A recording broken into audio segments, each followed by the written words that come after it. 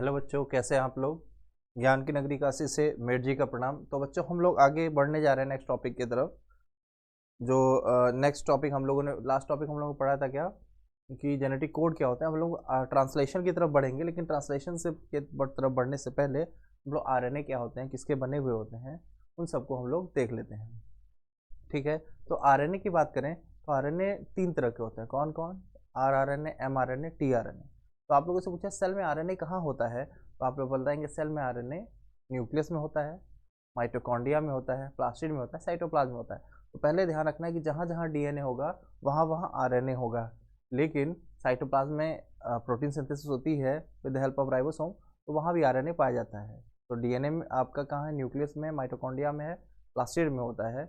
और तो इन तीनों जगह आरएनए तो पाया जाएगा, आरएनए साइटोप्लाज्म में भी पाया जाएगा, आपको ये ध्यान रखना है।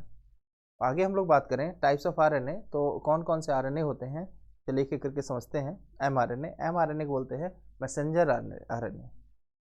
ठीक है, मैसेंजर आरएनए बोलते हैं। और ये जो मैसेंजर आरएनए है, ये टेम्पलेट की तरह काम करता है। जैसे जिस पे आके प्रोटीन की सिंथेसिस हो, जैसे ये आपका एक स्ट्रक्चर है, इस पे आके अमीनो एसिड ऐसे बाइंड करेगा और प्रोटीन का फॉर्मेशन होगा। तो ये टेम्पलेट की तरह काम कर रहा है, जिस पे कि आके प्रोटीन की सिंथेसिस हो। तो एमआरएनए का भी यही काम है, टेम्पलेट की तरह काम करना। देखिए इसके इमेज में ये एमआरएनए है, एमआरएनए के ऊपर इससे यहाँ नाइट्रोजन बेस है और इस पे आके मॉलिक्यूल प्रोटीन का फॉर्मेशन कर रहा है। इसीलिए हम बोलते हैं क्या, ये टेम्पलेट होता है। ठीक है, आगे हम लोग बढ़े कि आरआरएनए कैसा होता है। आरआरएनए को राइबोसोमल आरएनए बोलते हैं। ये देखिए राइबोसोम है, राइबोसोम के अंदर ये जो आरआरएनए है, इसीलिए आर राइबोसोमल आरएनए बोल रहा है। क्यों? क्योंकि ये राइबोसोम का स्ट्रक्चर बनाने में भी हेल्प करता है। ये देखिए आपके सामने आरआरएनए है, इसको हम लोग सलूबल आरएनए भी कहते हैं। इसको टीआरएनए को, आरआरएनए को नहीं। ठीक है, आरआरएनए को ये क्या करता है, इसका कैटालिटिक रोल होता है क्या करने में। ये पेप्टाइड जो प्रोटीन बनता है, प्रोटीन पे पेप्टाइड जो बॉन्ड होते हैं, उस पेप्टाइड बॉन्ड के फॉर्मेशन में हेल्प करता है। ध्यान रखेंगे जैसे 23 एस आर एन ए है, बैक्टीरिया में राइबोजाइम की तरह काम करता है। प्रोकैरियोटिक में 28 एस आर एन ए होता है, जो राइबोजाइम की तरह काम करता है। और टी आर एन ए को हम लोग cellular R N A, transfer R N A, ठीक है, एस आर एन ए भी कहते हैं। ये क्या करता है, ये अमीनो एसिड को पकड़ के लाता है एमआरएनए के ऊपर, और ये क्या करेगा कि एमआरएनए पे जो कोडॉन है उनको रीड करता है कि प्रोटीन सिंथेसिस को किया जा सके। देखिए इसके ऊपर यहाँ पीसीए होता है सीक्वेंस, इसके ऊपर अमीनो एसिड होता है, और यहाँ पे एंटी कोडॉन होता है, जो एंटी कोडॉन आके कोडॉन पे आके बाइंड करेगा, मतलब रीड करेगा भी कोडॉन को, और अमीनो एसिड को भी लेके आने का काम कौन करेगा? टीआरएनए। ठीक है, आइए एक एक करके हम सबको अलग अलग समझते हैं। तो सबसे पहले हम लोग समझने जा रहे हैं टीआरएनए को। टीआरएनए को हम लोग सेलुलर आरएनए भी कहते हैं या एसआरएनए भी कहते हैं। और बात करें, ये हमारे सेल में लीस्ट अमाउंट में पाया जाता है, सबसे कम पाया जाता है। लगभग 5% के आसपास से 5 या 10% के आसपास पाया जाता है। और बात करें, ये सबसे ज़्यादा मतलब ये सबसे कम होते हुए भी इसका फंक्शन बहुत ही ज़्यादा इंपॉर्टेंट हो जाता है other T R R N A के कंपेरिजन में। और इसके उन्होंने फ्रांसिस क्रिक ने इसके बारे में बताया था कि ये अडेप्टर मॉलिक्यूल की तरह काम करता है। अडेप्टर मॉलिक्यूल मतलब ये रीड करने में हेल्प करता है और अमीनो एसिड को अपने साथ ले आने का काम भी करता है। तो इसको अडेप्टर मॉलिक्यूल कहते हैं। क्यों कहते हैं? इसके पास एंटी कोडॉन होते हैं, ठीक है, जो कॉम्प्लीमेंट्री होते हैं किसके? कोडॉन के। और ये अमीनो एसिड एक्सेप्टर एंड होता है, जो अमीनो एसिड को बाइंड करता है। कोडॉन का उल्टा होता है, जैसे एंटी कोडॉन को यहाँ नोडॉक इसलिए लिखा दिया गया है, जैसे कोडॉन COD1 कोडॉन पढ़ेंगे तो कोडॉन का उल्टा नोडॉक होता है, इसलिए एंटी कोडॉन को नोडॉक भी कह दिया जाता है। ठीक है, और यहाँ से राइबोसोम बाइंडिंग लूप भी होता है। तो सबसे पहले हम लोग एंटी कोडॉन को समझते हैं, एक एक करके सबको समझते हैं। पहली बात, जो आरएनए होता है वो सिंगल स्टैंडर्ड होता है या डबल स्टैंडर्ड? तो पहले उसको पहले ये देखेंगे, तो ये आपका सिंगल स्टैंडर्ड होता है। ध्यान रखेंगे, बच्चे आमतौर पे इसको सोचते हैं कि ये डबल स्टैंडर्ड है, क्योंकि ये डबल स्टैंडर्ड इस तरह दिखता है। नहीं, आप देखिए यहाँ 5 डैश है, ये 3 डैश है। तो 5 दो तो 5 डैश तो दिख नहीं रहा आपको, एक ही 5 डैश एक ही 3 डैश है। तो ये क्या हो गया? सिंगल स्टैंडर्ड है, सिंगल स्टैंडर्ड ही है, बस ये कॉइल्ड फॉर्म में है, तो यहाँ डबल स्ट्रैंडेड हो गया है। तो बीच बीच में यहाँ लूप का फॉर्मेशन क्यों हुआ है, क्योंकि बीच बीच में यहाँ पे डिफरेंट टाइप के आपके हम बोले कि फॉल्स अनयूजुअल न्यूक्लियोटाइड प्रेजेंट होते हैं। तो उससे क्या होता है कि यहाँ पे हाइड्रोजन बॉन्डिंग नहीं हो पाती है एग्जैक्टली जैसे यहाँ सब हाइड्रोजन बॉन्डिंग है, इसलिए यहाँ पे एक लूप का फॉर्मेशन हो जाता है। ठीक है, जैसे अगर हम बात करें आपके सबसे पहले बात करें ribosome binding site. Ribosome binding site को टी साइट सी लूप भी कहते हैं। टी साइट सी लूप का काम क्या होता है, टी साइट सी लूप का काम होता है कि लार्ज सब यूनिट ऑफ राइबोसोम को अटैच करने में हेल्प करता है, यहाँ पे देख रहे हैं। और इधर जो होता है इसको बोलते हैं DHU लूप, और THU लूप में डाई हाइड्रोक्सी यूरिडिन होता है। डाई हाइड्रोक्सी यूरिडिन जो होता है वो क्या करता है कि वो भी अनयूजुअल न्यूक्लियोटाइड है जिसके कारण ये लूप का फॉर्मेशन हुआ। और डाई हाइड्रोक्सी यूरिडिन क्या करता है कि अमाइनो एसिड को पहचानने का काम करता है। तो हर अमाइनो एसिड का अपना एक एंजाइम होता है, स्पेसिफिक एंजाइम होता है, अमाइनो एसिड सिंथेटिक एंजाइम होता है। जैसे मान लीजिए ये मेरा हाथ अमाइनो एसिड है, ये मेरा हाथ अमाइनो एसिड है, तो इस अमाइनो एसिड के साथ ये हमारा एंजाइम लगा हुआ है। ठीक है, तो ये जो DHU लूप होता है, ये DHU लूप इसी एंजाइम को पहचानता है, एंजाइम को पहचान के लाता है। फिर बाद में यहाँ से एंजाइम अलग हो जाता है और यहाँ से जो अमाइनो एसिड है उसके जो 3' एंड होता है, जहाँ ACC सीक्वेंस है वहाँ पे इसको लगा दिया जाता है। इसीलिए इसका नाम देखिए पढ़ा है amino acid acceptor, amino acid acceptor arm. ये अमाइनो एसिड को लाएगा, लेकिन अमाइनो एसिड को नहीं लाएगा, उसके साथ जुड़े हुए एंजाइम को लाएगा। क्यों, क्योंकि इसका काम होता है उसी अमाइनो एसिड से जुड़े हुए एंजाइम को पहचानना। अमाइनो एसिड को नहीं पहचानेगा, एंजाइम को पहचानेगा, एंजाइम को पकड़ के लाएगा। एंजाइम साथ में आया तो एंजाइम और अमाइनो एसिड अलग होगा और अमाइनो एसिड आके यहाँ पे बैठ जाता है इसके अमाइनो एसिड एक्सेप्टर आर्म पे।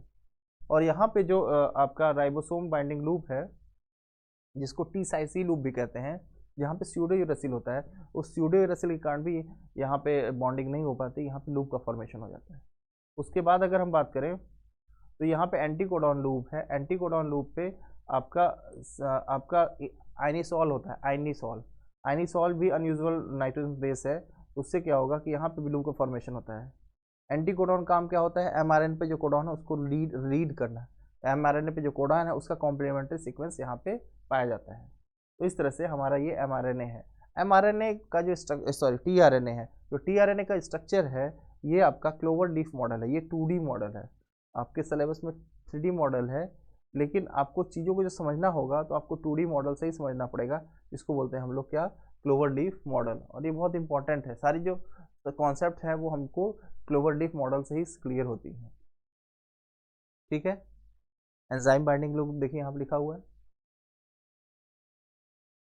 अब आगे बढ़ते हैं हम लोग।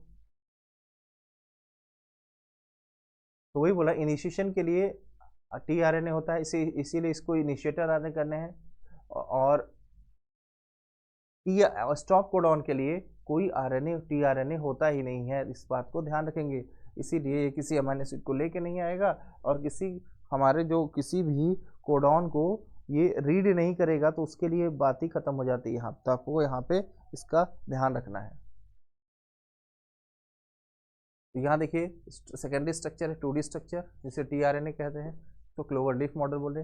3D स्ट्रक्चर होता है, इन्वर्टेड एल शेप होता है, ये ध्यान रखना है। तो ये 3D स्ट्रक्चर होता है वो इन्वर्टेड एल शेप होता है, ये इंपॉर्टेंट है, ध्यान रखेंगे। और 2D स्ट्रक्चर होता है क्लोवर लीफ मॉडल होता है 2D स्ट्रक्चर, ये दोनों आपको ध्यान रखना है। पहले आपके पुरानी NCERT में यही इमेज दिया गया था, अब ये वाले इमेज को डाल दिया गया है, इसको आप ध्यान रखेंगे। ठीक है, चलिए अब आगे हम लोग बढ़ते हैं इसमें कि जो हमारा tRNA है।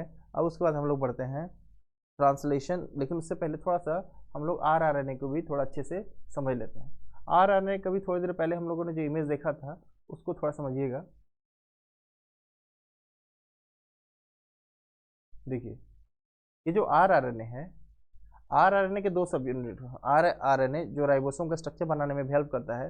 राइबोसोम के दो स्ट्रक्चर होते हैं, दो सब यूनिट हैं आपका। अगर प्रोकैरियोटिक तो 50s 30s और यूकैरियोटिक है तो 50s 40s, तो आप ध्यान रखेंगे। तो यहाँ पे इसको आपको ये ध्यान रखना है कि जो लार्जेस्ट सब यूनिट है प्रोकैरियोट में और यूकैरियोट में, उसमें डिफरेंट टाइप के राइबोसोम पाए जाते हैं। जैसे अगर हम बात करें यहाँ जो आपको आरआरएनए है, आपको कई टाइप का होता है। जैसे अगर प्रोकैरियोटिक बात करें तो 16 एसआरएनए, 23 एसआरएनए और 23 एसआरएनए, 16 एसआरएनए, 5 एसआरएनए, ये 3 टाइप के आरआरएनए आपके पाए जाते हैं प्रोकैरियोटिक सेल में। यूकैरियोटिक सेल में बात करें तो 5 एसआरएनए, 16 एसआरएनए, 18 एसआरएनए, 5.8 एसआरएनए एंड 28 एसआरएनए। तो ध्यान रखने वाली बात है कि 16S, 5S, 23S प्रोकैरियोटिक में पाए जाएंगे, 18S, 5.8S, 5S और 28S ये पाए जाएंगे आपके यूकैरियोटिक में। तो जिसमें 8 है वो आपका यूकैरियोटिक पाया जाएगा, और जिसमें 8 नहीं है वो आपका प्रोकैरियोटिक में पाया जाएगा। 5S दोनों में कॉमन होता है, और 5S जो आरएनए होता है उसको बनाने के लिए हमारे आरएनए पॉलीमरेज थर्ड ये काम करती है, जबकि ज़्यादातर जो आपका आरआरएनए होता है वो आरएनए पॉलीमरेज फर्स्ट का उसका फॉर्मेशन करती है। तो ट्रांसलेशन के लिए हमारे पास 3 तरह के यूकैरियोटिक में एंजाइम होते हैं। ट्रांसक्रिप्शन में RNA polymerase first, second, third. तो आप अगर आरएनए जब बना रहे हैं तो आप लोगों ने पढ़ा होगा कि आरआरएनए पॉलीमरेज फर्स्ट बनाएगा, एमआरएनए, एचएनआरएनए आपका बनाएगा आरएनए पॉलीमरेज सेकंड, और आपका आरएनए पॉलीमरेज थर्ड बनाएगा tRNA, snRNA and five S RNA. Five S RNA is a type of rRNA जिसका फॉर्मेशन हमारा न्यूक्लियस में होता है, न्यूक्लियोप्लाज्म में होता है, और सबका फॉर्मेशन न्यूक्लियोलस में होता है। तो 5.8S, 18S एंड 28S इन सब का फॉर्मेशन कहाँ पे होता है? आपका आरएनए पॉलीमरेज फर्स्ट करती है, न्यूक्लियोलस में करती है, जबकि आरएनए पॉलीमरेज थर्ड 5S का फॉर्मेशन करती है, वो भी न्यूक्लियोप्लाज्म में करती है। इस बात को ध्यान रखिएगा, आपके एनसीईआरटी में बच्चे यहाँ बड़े कंफ्यूज होते हैं। ठीक है, उस तरह से बच्चों हम लोगों ने ट्रांसक्रिप्शन को पढ़ लिया है। ठीक है, अब हम लोग नेक्स्ट क्लास में शुरू करेंगे किसको? ट्रांसलेशन को शुरू करेंगे। ठीक है बच्चों, तो आप लोग इसको अच्छे से रिवाइज कीजिए, कोई डाउट हो तो पूछिएगा। मिलते हैं नेक्स्ट क्लास में। Thank you.